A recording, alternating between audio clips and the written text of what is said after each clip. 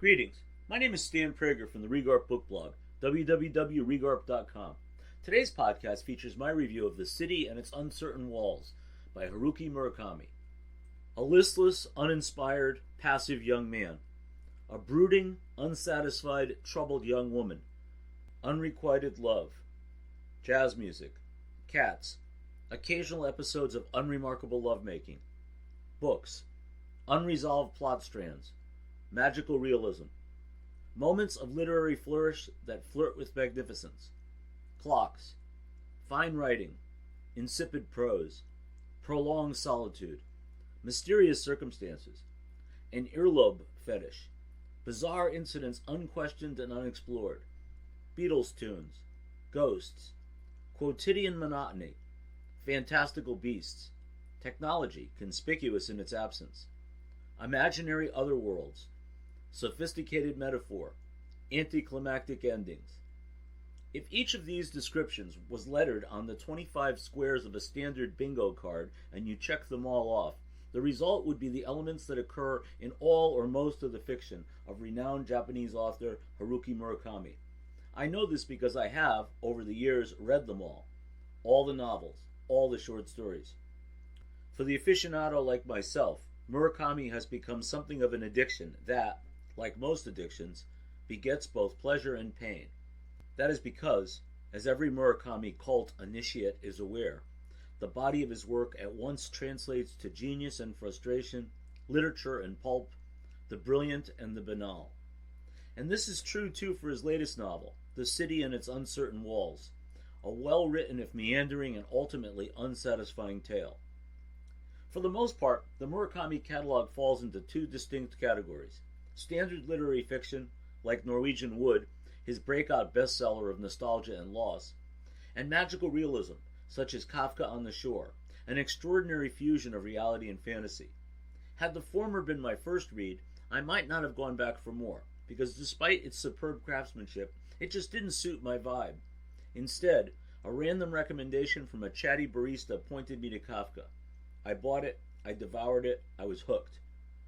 I have long had a love affair with magical realism, sparked initially by encounters with Gabriel Garcia Marquez, 100 Years of Solitude, and nurtured in more recent times by Richard Flanagan, Gould's Book of Fish.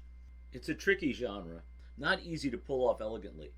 To my mind, its closest cousin is the objective correlative, a technique popularized by both Hemingway and Garcia Marquez that has inanimate objects communicate mood and emotion. Magical realism takes a big step beyond that, typically inserting an episode of the fantastical, often teeming with irony and metaphor, into a narrative otherwise grounded in reality. At a certain point in 100 Years of Solitude, Garcia Marquez has it persistently rain upon the fictional town of Macondo without respite for 4 years, 11 months, and 2 days. In Kafka on the Shore, the main character encounters a pair of youthful World War II-era Imperial soldiers in the forest who are stuck in time, decades after Hiroshima.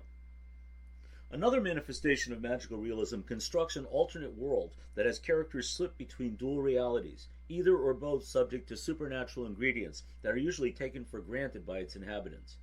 That is the literary structure for Flanagan's Gould's Book of Fish, which blends and blurs the timelines of a 21st century Tasmanian conman and a 19th century convict in what was then Van Diemen's Land. So too in Murakami's 1Q84, where a female assassin stalks dual dimensions, one remarkable for an Earth that hosts 2 moons. The latter style forms the framework for The City and Its Uncertain Walls. Spoiler alert ahead. This time around, a 17-year-old, listless, uninspired, passive young man, whose only companion is his pet cat, falls for a 16-year-old, brooding, unsatisfied, troubled young woman. She describes for him an imaginary otherworld of a walled city with shifting boundaries dominated by a large clock with no hands, where people who cast no shadows cohabitate with fantastical beasts, in this case unicorns, who perish at an alarming rate and are cremated in burn pits outside the city walls by a powerful figure, the gatekeeper. Then the girl disappears from his life, and he pines for her. Through mysterious circumstances, one version of the protagonist somehow manages to cross over to the dreamscape of the walled city and is admitted by the gatekeeper, who separates him from his shadow and damages his eyes in such a way that now he is capable of reading dreams stored at the city's library, where he is installed as the dream reader, as the girl once predicted. The girl, who has not aged, also works at the library, but has no memory of him. Meanwhile, his other incarnation in the real world is so paralyzed by unrequited love that he can never free himself of longing for the girl, even as he turns to middle age in a life marked by prolonged solitude. He quits his job and moves far away to take a position as head librarian in a remote village where he manages a collection of books rather than dreams.